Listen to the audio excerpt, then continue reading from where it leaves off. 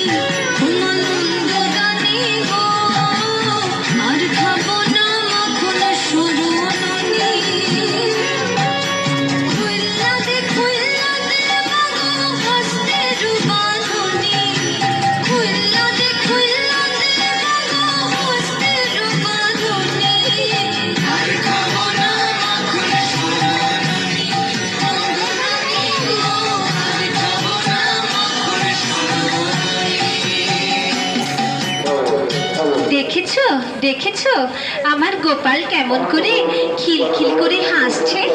আমার গোপালের হাসি দেখলে না আমার প্রাণটা জুড়িয়ে যায়। দেখো দেখো কেমন দাঁত বার করে হাসছে। দেখেছি দেখেছি যশোদা, ছেলেকে নিয়ে সবসময় মেতে থাকলে তো আর আমার চলবে না। আমারও তো কত রকম কাজ রয়েছে, সেগুলো তো আমাকে করতে হবে নাকি? আমারও তো ইচ্ছে করে ছেলের সামনে সবসময় বসে থেকে ওকে আদর করি, চুমু খাই। আমারও তো কত রকম রাজকাজ রয়েছে, সেগুলো তো দেখতে হবে। ঠিক আছে, তুমি ছেলেকে আদর করে এসো, আর আমি আমার কাজে চললাম, কেমন? ঠিক আছে ঠিক আছে মহারাজ, আপনি যান, আমিও আসছি। আমারও অনেক কাজ পড়ে রয়েছে। এই দুষ্টু ছেলে, তুমি এখানে দোলনায় বসে মনের সুখে খেলা করো, আমি আমার কাজে যাচ্ছি। কেমন? কোনো দুষ্টুমি করো না কিন্তু।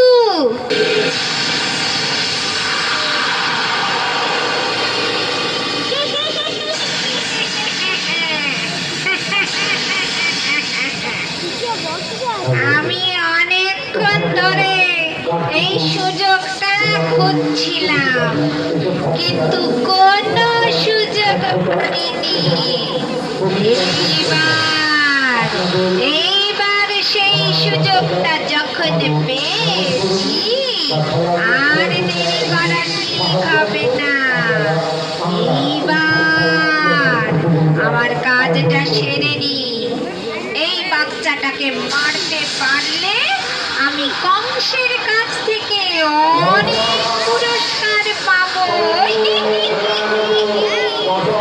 ওরে বাছা কৃষ্ণ, তুই নাকি কংসের মৃত্যুর কারণ, তাই তো কংসের আদেশে আমি তোকে মারতে এসেছি।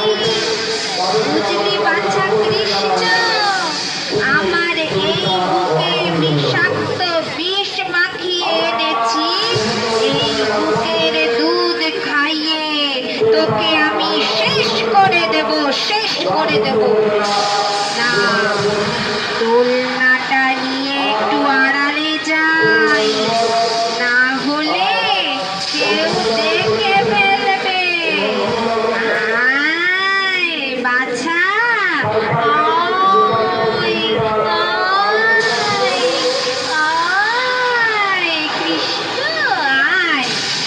দুধ খাওয়াতে খাওয়াতে আমার বুকের তীব্র বিষে তুই জ্বলে পুড়ে শেষ হয়ে যাবি, আর রাজা বংশ আমাকে পুরস্কার দেবে, পুরস্কার দেবে।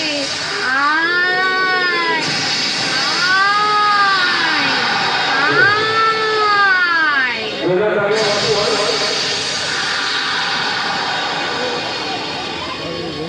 এইভাবে পুতনা কৃষ্ণকে মারবে বলে আড়ালে নিয়ে গেল।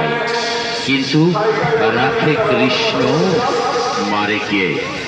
তিনি সকলের রক্ষাকর্তা, তাকে মারবে পুতনা?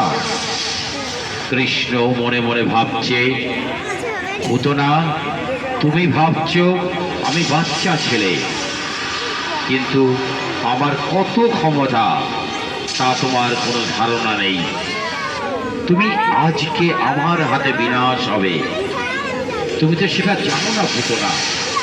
তবে দেখো পুতনা, আমার কত শক্তি, আমার কত ক্ষমতা।